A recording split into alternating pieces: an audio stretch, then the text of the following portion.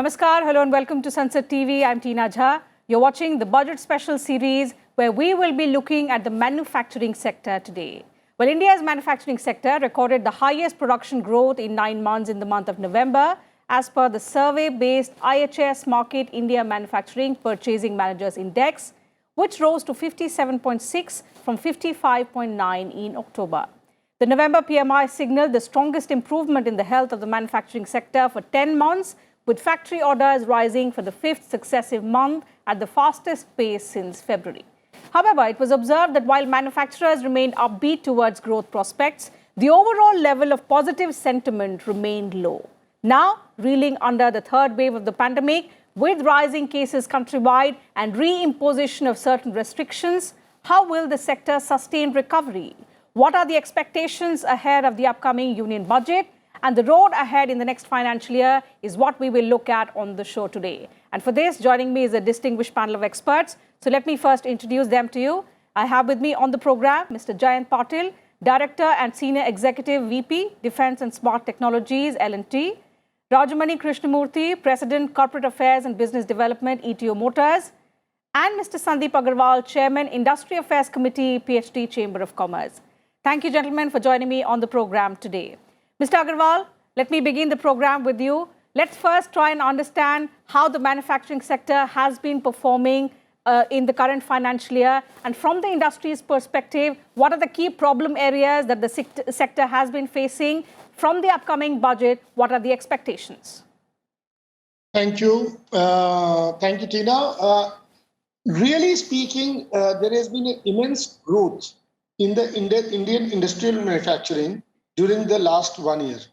But this is also due to the base effect. The base effect is in 2020, we had obviously gone down due to pandemic. And even this year, we are not fully recovered out of it. The total increase in the production is almost nil.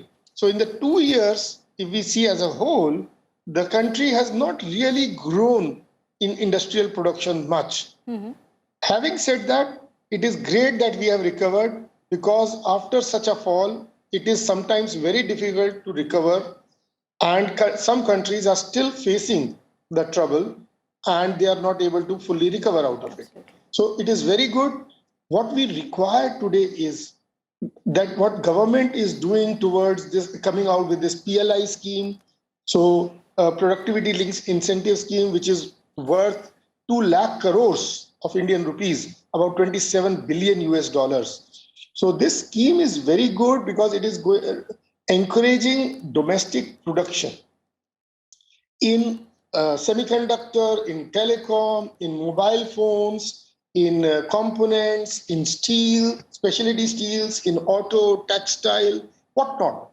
So the whole gamut of industry is there. So when we look into this whole scheme which government has come out, we believe that Indian manufacturing sector is going to get a boost. But let us see what has happened during the last 10 years. The last 10 years, 2011-12 base industrial production for manufacturing. So in the manufacturing sector, there is about 2% annualized rate of growth in terms of volume growth. So that is quite low when we compare ourselves with China or even US. So we need to actually grow much faster for a country to really become an industrial hub, a manufacturing hub. So for doing that, the finances are very important. We see that government sector is one of the major buyers in the whole for the manufacturing sector. Now, looking into that, we find that government goes in for 5 to 10% EMD, PB, and then PBG, and then EMD, which very thankfully government had reduced to 3% PBG and 0 EMD because of the COVID factor. And I'm glad to say the government has also just a few days back again extended this scheme for 1 more year. This needs to be further improved and extended. Mr. Agarwal, looking at the situation we are in today, the pandemic is once again raging, cases are on the rise countrywide. How feasible will it be to expand and extend the policy is something that will come back to you and discuss the challenges before the government as well, the demands of the industry in order to sustain recovery in the next financial year as well. But let me bring in Mr. Patil here and understand the scope and expansion in the defense production sector. We have seen the past year, Mr. Patil, indigenous defense production has seen a major thrust, a major expansion when it comes to policy from the government. Now, in the next financial year, there will be, of course, high hopes to ride again on the Atmanirbhar Bharat clarion call of the Prime Minister. But what also will be the expectations of the defense manufacturers, the indigenous defense manufacturers? You said it right. In fact, last year we have had some absolute, I must say, watershed kind of policy reforms. We have the multiple negative lists. We now call them the positive indigenization list. The allocation specifically for Indian industry dramatically went up, and I must put a number to it. It's a 40% increase that the defense budget has seen towards Indian industry allocation. Now, obviously, given these extremely significant reforms, what is currently happening is specifically the top leadership of the country is driving that any global sort of a purchase program that existed to be changed into indigenous kind of a program. Now, this is precisely a kind of a backdrop on which the budget is going to be coming in. And we clearly expect and hope out of this budget that the allocation which used to be for last financial year, our capital allocation was 1.35 lakh crores, so 135,000 crores. We expect it to be increasing substantially, and I'll substantiate that substantial. The government is currently committed as per its policy to increase the capital allocation 15% year on year. So the indigenous allocation I see very clearly from 71,000 crores, which is about 65% of the overall budget, is expected to be going up minimum 15% up, and that's something which the government promises year on year. Besides just a capital allocation increase for the Indian industry, we certainly see some major future reforms, because if we want now that anything and everything in terms of major platforms would start happening within the country, the strategic partnership programs which obviously are happening, the allocation of the budget is one help. Second major help we require from the government is that the research and development, which specifically happens in the defense era, was something for which there used to be incentives till about 2015. And from 2019-20, these incentives completely got into a sunset. Now, specific sectors of the economy truly require some of these initiatives if there was a substantial change in the future capability mix of the country was to happen. And this is precisely where I believe that the budget should be doing something about it. One, of course, is a much larger allocation. Overall capital budget increases because we want more and more Atmanirbhar indigenization to happen. Beside that, Indian industry specific allocation to be increasing. And within the Indian industry, I must say that roughly about 25% used to be allocated by a sort of a quota for private sector. Absolutely. The leadership of the country, including the Raksha Mantri and the Prime Minister, are on record that this will increase year on year. And that's essentially where the private sector allocation from 1/4 will further go up, and we expect it to be at least 1/3. Let's go to another important aspect of manufacturing, and that's, of course, going to be electric vehicle sector. With electric vehicles, Mr. Krishnamurthy, is touted to be the future of mobility, both in terms of cost, also in terms of environment. Again, another area which has received significant attention from this government. But going forth, this area also, we know, holds a lot of potential, but at the same time, a lot of challenges as well. How are we preparing to meet these challenges, the huge infrastructure, the ecosystem that is required to enable this transition to e-mobility? And what is the kind of support that you expect from the government in this budget? It's the way it was envisaged in 2016-17, the EV movement.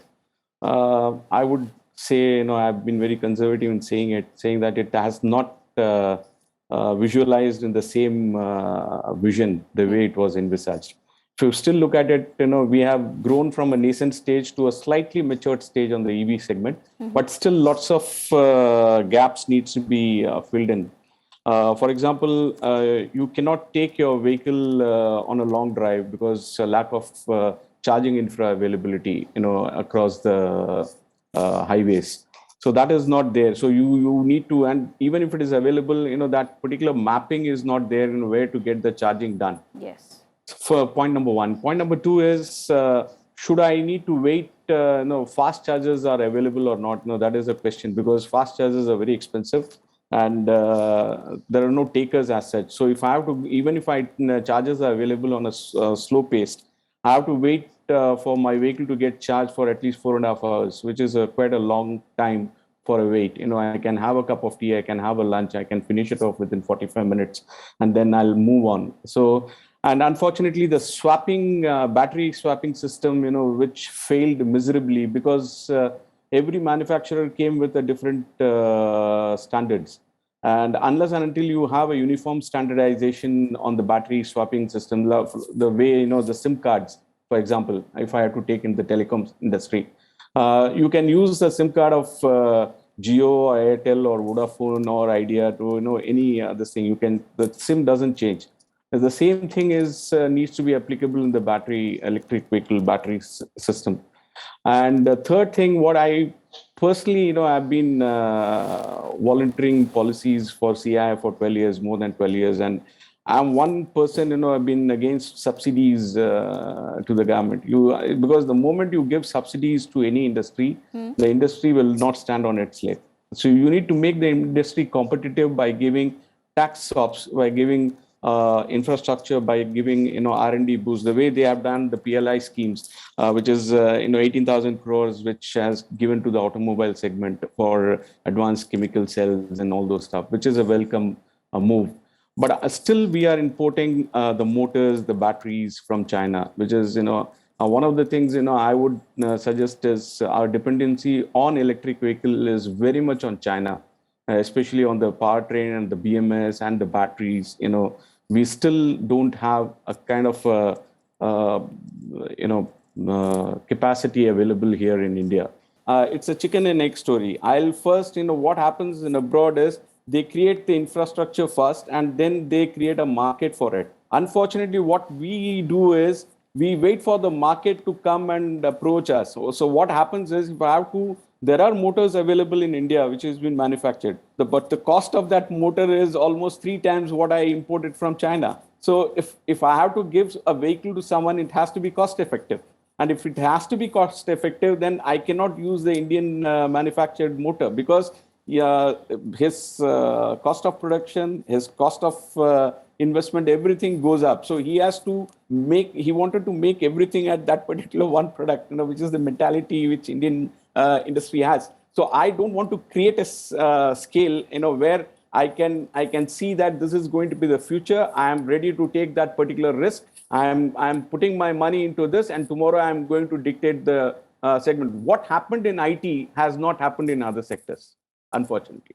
Mr. Agarwal, let me come across to you and get your response. Do you agree with what Mr. Krishnamurthy is saying, that because of the multiple gaps that persist in different sectors, importing is easier than domestic production? I have my views. I'll have to give it to you, ma'am. This is, we must understand when US tried to develop their industry, they gave orders to their companies irrespective of the price. When with Meiji Revolution of this Japanese started manufacturing, they did not say that it is costing me more to manufacture locally than to import, because they wanted to get the technology, not the product. If we get the technology and not the product, then what we need is capital.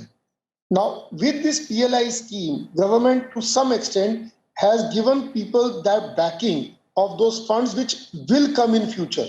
They are not coming up front, but they will come against the sales. But what we look into it is in US, NASA and the defense industry gave billions, not trillions of dollars to the industry to develop products. And because they got those billions and trillions, when they sold it to the domestic industry or to the world, the cost was already recovered for the development of the product. So they could give it cheap. Now, if I have to produce 5 pieces of a motor, whereas China in its plant is producing 10,000 pieces, then there cannot be any comparison in the price, what I can sell and what China can sell.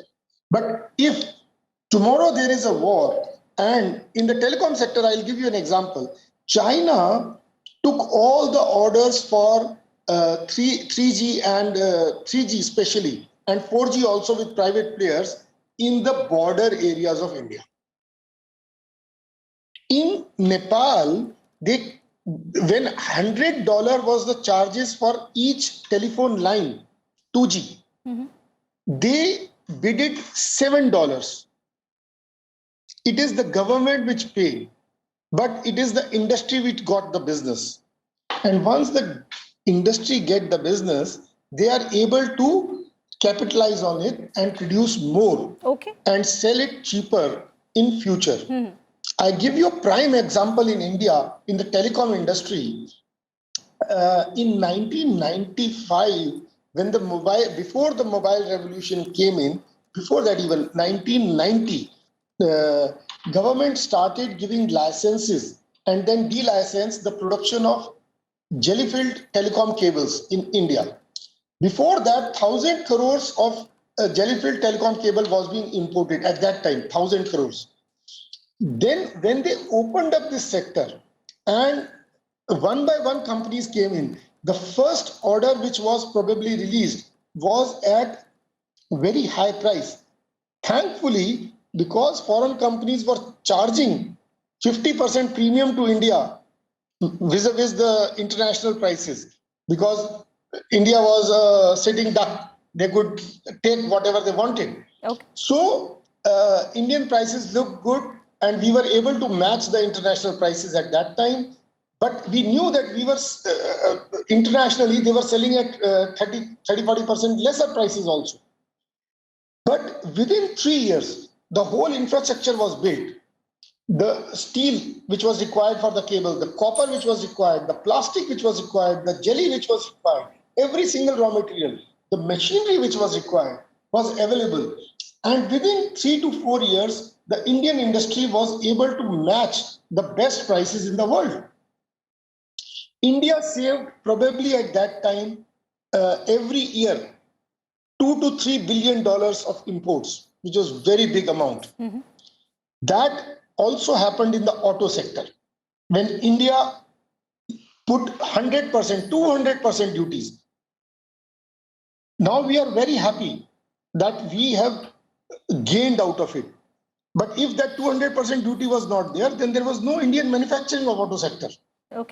So therefore, I believe that what is price? When we say that it is costing me 20% more, China, when they started 2G, 3G, they did not buy the European or the American technology as it is.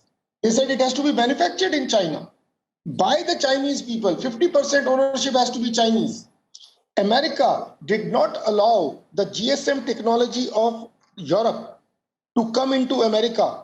They stuck to the CDMA technology. Yes, in the last 5, 7, 10 years, when 4G happened or 3G happened, the CDMA technology and the GSM technology merged together to form the current technology of 4G. So it is what the country believes in. If we always say that it is more costly to buy locally, then we will never have Indian manufacturing, local manufacturing. Mr. Patil, what's your perspective? Are these the problems that the defense manufacturers are also facing, and how are they overcoming these problems? I must tell you, the experience of the country in terms of defense manufacturing is completely reverse. The Indian manufacturing typically is substantially cheaper than the imported prices. And I must tell you a reason for it. The kind of reason which Sandeep ji said just about that foreign companies sell it to you at a much higher premium. I think primary reason why we have been buying imported goods very, very expensive because people know that this country cannot make it. Our dependence, and I must tell you, I am someone who is in this sector for more than 3.5 decades. We used to have every purchase decision till 2012-13 being done. The first category of buying used to be buy global. Last 2 days, we are hearing enormous amount of announcements from the government that buy global will not exist. Now, this is a sea change which has happened, and that's essentially where, as a nation, if we only wanted to import, the guy who was selling it from overseas found that as a best opportunity and he would mark up prices of whatever he was wanting to sell. So to a sizable extent, 2/3 that today happens within the country actually happens substantially cheaper. Now, this is where our user is now gradually over last 5-6 years getting used to a scenario. I get it cheaper, I get it better, I get it entire life cycle coming in at far better prices. Now, in defense equipment, it's not the first buy price. It's the entire 30 years, 40 years of life cycle Life where cycle. huge amount of subsequent cost that gets committed. Now, all this is happening in Indian rupees. So, one, we are separated out from that syndrome of paying through a dollar route at every time in the future over the life cycle. And that's essentially where it makes a huge difference. Coming back to one more point, which I stopped talking at last point in time when I was speaking, the R&D point becomes extremely important. This is a point to exploit that we are able to buy it cheaper. If we put in little more into our R&D, it makes my products cheaper. It gives me a better scale. Absolutely.